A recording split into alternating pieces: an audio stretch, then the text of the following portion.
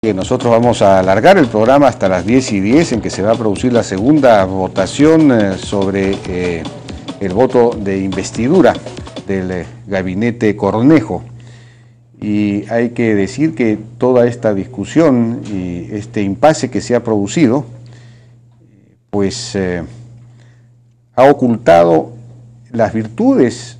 y defectos, pero principalmente virtudes del discurso de René Cornejo, del presidente del Consejo de Ministros, que fue un discurso,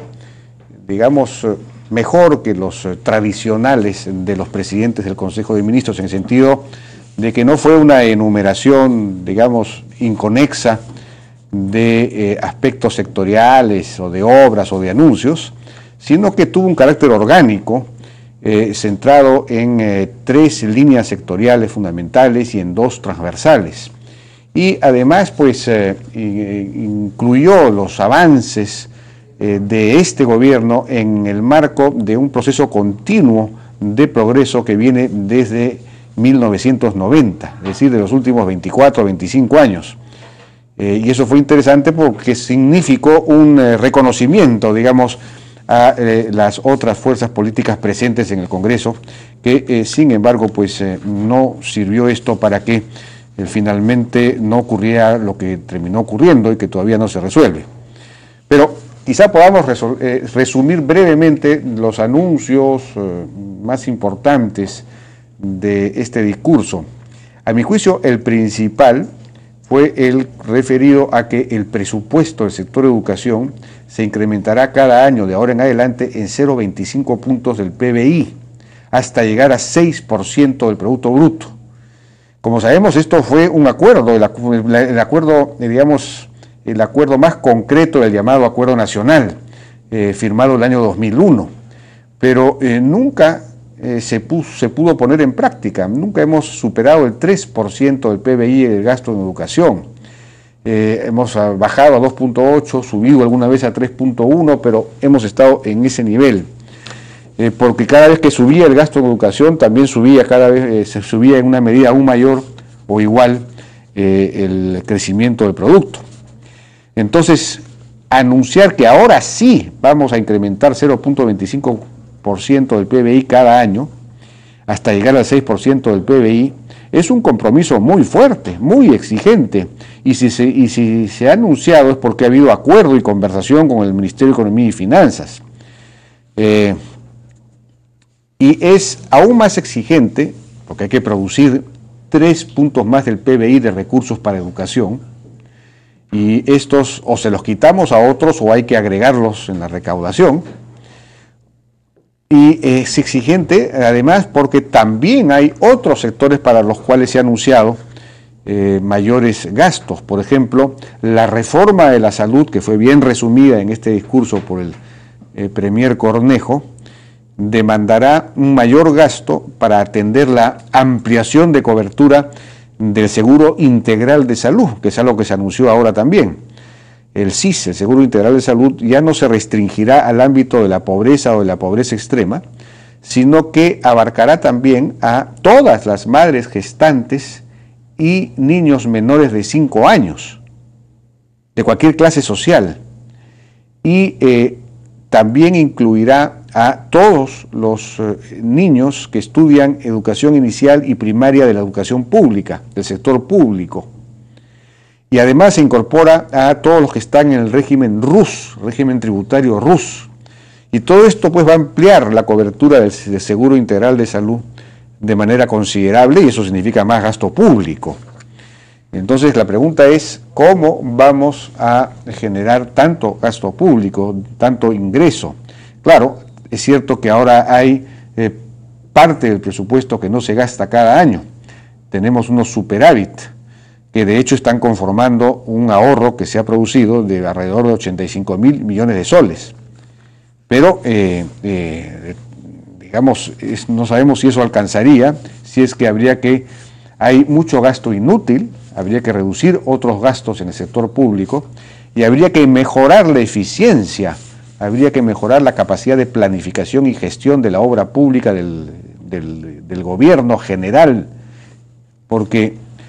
ya a estas alturas cerca del 70% de la obra pública es ejecutada por los gobiernos locales y regionales. Los gobiernos locales solo se ejecutan como el 50%, pero no tienen capacidad de ejecución y no tienen capacidad de priorización, y entonces hay un desperdicio muy grande de recursos. Entonces ahí hay mucho que ganar, sin duda.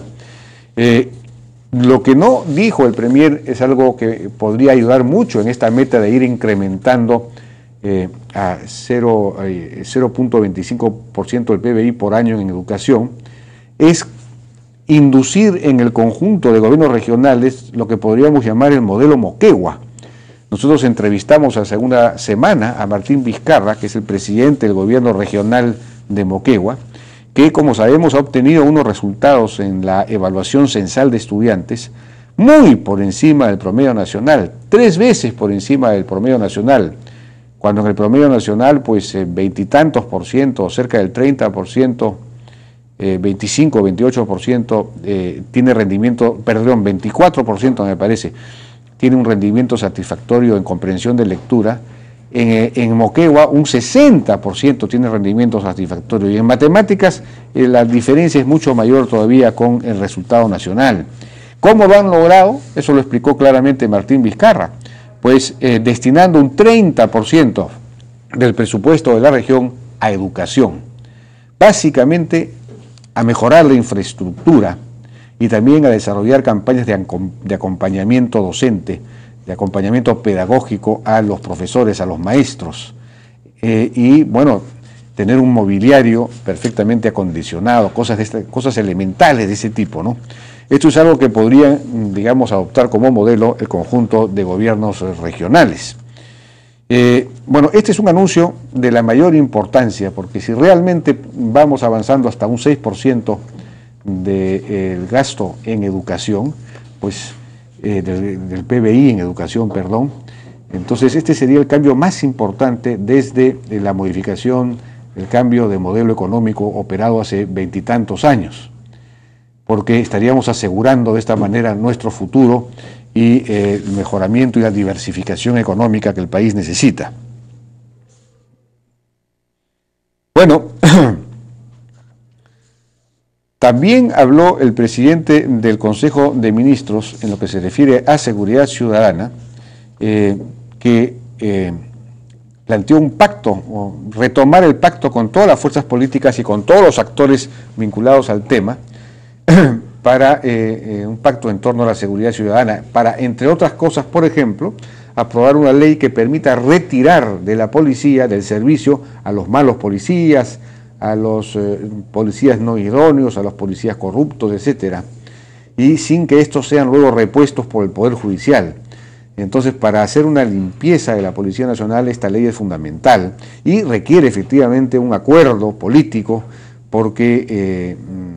se necesita sustentar esta decisión, se necesita determinación en el país en su conjunto para enfrentar este asunto, que forma parte del enfrentamiento a las mafias en general, que van ganando cada vez más terreno en el país. Y bueno, en el tema de la eliminación, reiteró el programa que ya se había anunciado antes, de eliminar el régimen de 24/24, que es un régimen muy nocivo, pero no precisó ni en cuánto tiempo ni cuántos policías estarían involucrados. Por ejemplo, este año el Ministerio del Interior estaba pensando en aplicar esta reforma, es decir, pasar a la educación exclusiva a unos 15.000 policías. Por eso requería, pues, presupuesto, y eso no estaba en el presupuesto para este año y tenía que ser negociado con el Ministerio de Economía y Finanzas. Si no se ha anunciado esto, significaría que todavía no se habría llegado a un acuerdo con el Ministerio de Economía y Finanzas. Sin duda, esta es una reforma que también va a requerir recursos, pero que es absolutamente fundamental. Y en relación a los temas económicos, bueno, se insistió en el programa de concesiones, que este año es muy importante, y en el desarrollo de estos polos macrorregionales, 3 ejes macrorregionales, norte, centro y sur, pero nada se dijo acerca de Conga, que es el eje minero de la macrorregión, del desarrollo macrorregional del norte. Y bueno, se habló de una política de diversificación económica y de una reducción de sobrecostos a través de reformas regulatorias. No explicó qué sobrecostos se refiere, si se refiere, por ejemplo, a los sobrecostos laborales, que sería muy importante una reforma en esa línea de flexibilización de las normas laborales, de la rigidez laboral y de la reducción de los costos no salariales del trabajo, para hacer posible que mayor cantidad de peruanos accedan a la formalidad, puedan ingresar a planilla, tengan derechos, ¿no es cierto? Y se requiere, sin embargo, para todo esto, un Estado que funcione. Habló nuevamente de la implementación de la ley de reforma civil, pero no dijo cuándo iba a comenzar esto, qué instituciones se iban a incorporar a este asunto. Eso todavía parece estar algo en veremos. Y mencionó la reforma del canon, pero no habló de la reforma de la descentralización, que es una necesidad. Bueno, en fin, estos fueron los puntos principales de su mensaje, un mensaje que da, la impresión de que efectivamente el gobierno tiene cada vez más afiatado su plan de gobierno. Pero todo esto no se pudo discutir porque los temas políticos tuvieron más peso en la discusión del Congreso de hoy, particularmente el asunto del rol de la primera dama y la presencia en el gabinete de algunos ministros, cuando al mismo tiempo se había dado un aumento de sueldos a los ministros. En fin, fueron los temas políticos los que dominaron la sesión y que determinaron que finalmente se adoptara el concepto de que las abstenciones, si suman más que los votos a favor o en contra de dar el voto de investidura,